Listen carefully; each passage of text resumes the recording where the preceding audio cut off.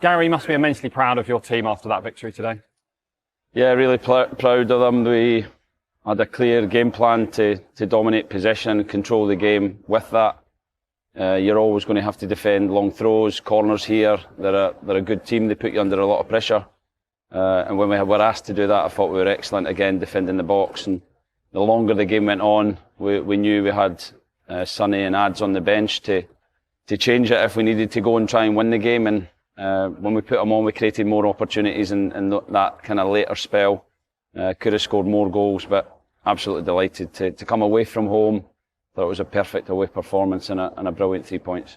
Burton probably had the best of the opening 10-15 minutes, but particularly in the second half for most of the game, it looked like it was only going to go the one way that it did.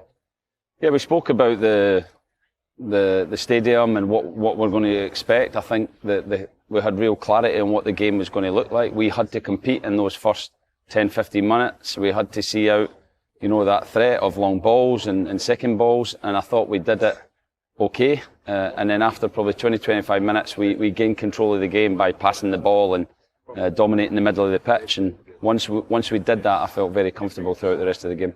A game not just won by Ryan Travitt's goal, but by the defence again. Alex Harchers, Pierce Sweeney, Will Aimson, and all the other players that pitched in defensively, absolutely outstanding once again today. Yeah, I think everyone. I think the way we want to play. Then our number 9 is our first defender, our goalkeeper is our first attacker. So, I think I actually said to the defenders during pre-season, like clean sheets see you in a better light. The defenders and goalies. That's kind of what you're judged on, similar to attacking players are judged on goals, but I think we want to, the way we want to play, we want to have that team ethos right throughout. So we ask a lot of defenders to pass the ball and to start building our attacks. Likewise, we ask our number 9s and forward players to defend. And right now we're getting both parts of the game right. 6 league games and that's 4 clean sheets. Given the issues you spoke about in pre-season with conceding goals, you must be more than thrilled with that. Yeah, delighted, but it's it's because of the hard work. It's because of the standards we've got every single day. It's when they go out in the pitch, they're fighting for each other, they're covering for each other. When needed, Veal's making good saves to kind of keep us in games, which is important. So it's a real kind of team kind of togetherness that is getting us those clean sheets. Started the game without a recognised strike on the pitch, and then about half an hour in, you lose Dion Rankin, who was one of those attacking options. Is there an update on Dion? Yeah, it looks like his hamstring. He felt his hamstring as he was sprinting, so it's a big disappointment. We always, muscle injuries are really frustrating because we feel like we can control quite a lot of that, but the amount of football we've had to play, the squad is very thin and it's been stretched at times, so those kind of things can happen when you have to play players for more minutes than ideally you would like. So fingers crossed it's not as bad as we think, and it's a small muscle injury that might only be 7 to 10 days. Vinnie Harper came on and actually came off again in the second half. Was that just a tactical decision to ensure we won the game? Yeah, so we needed speed on the pitch. We felt like Vinnie had to come on and give us speed. Once we scored the goal, we felt like we needed control, and KT came on and gave us that. And I spoke to Vinnie. It's never nice when you have to sub a sub, but he understands that we're here to win a game of football no matter what that takes, and he took it well, and he gave us a lot when he came on the pitch. I thought it was one of his better performances, so he can be really proud of his day's work.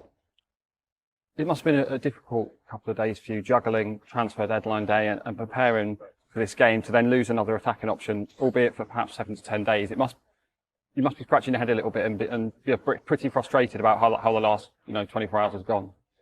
Yeah, it was frustrating. Ideally, we wanted at least one more player in on loan, and very, very late in the window. That was happening right up until 15 minutes to go, and that's the frustration of the transfer window. But I think it shows you where we are as a club. We're in there fighting for, I'll be honest, a player that played in the Premier League today, so we're looking for targets that are going to make us a lot better, and unfortunately we just missed out this time. But we still have a couple of options of unattached players, and we still have a desire to try and improve the squad in the coming days.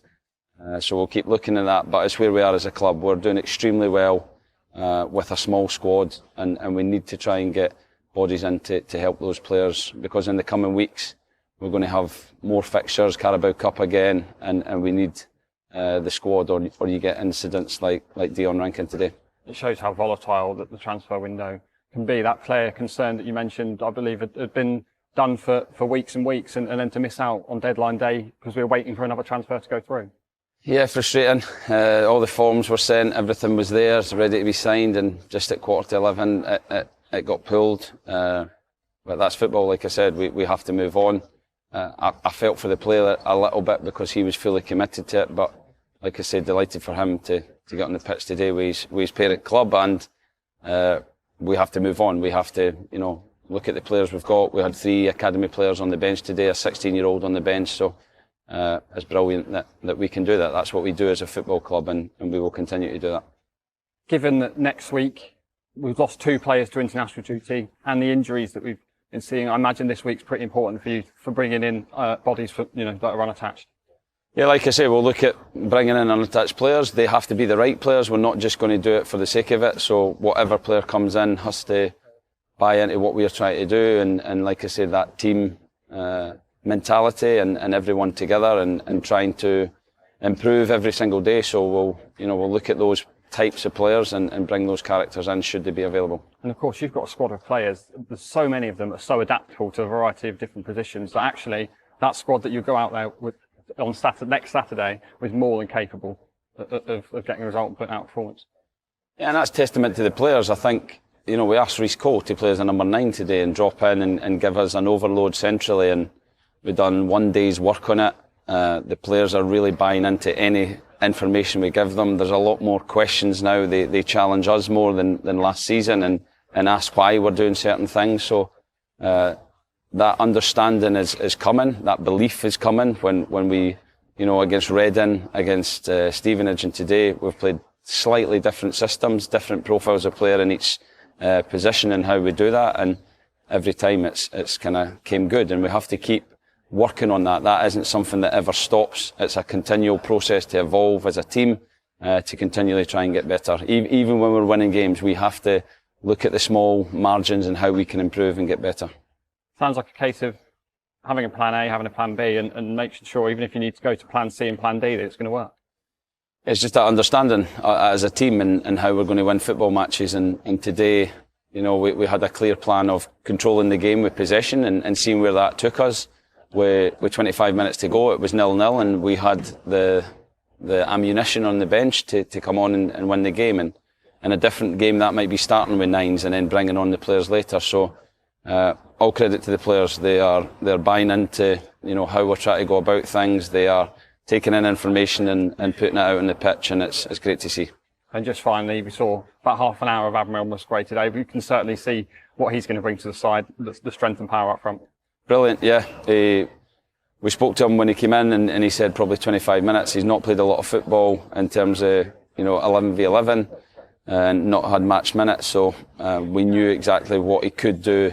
I think he will, benefit from that, and I still think he's, got so much more to give. But you could see his movement, you could see he was nearly getting on to the end of things, and in the coming weeks when he builds up his fitness and understanding of how we want to play, then I'm sure he'll do really well for us.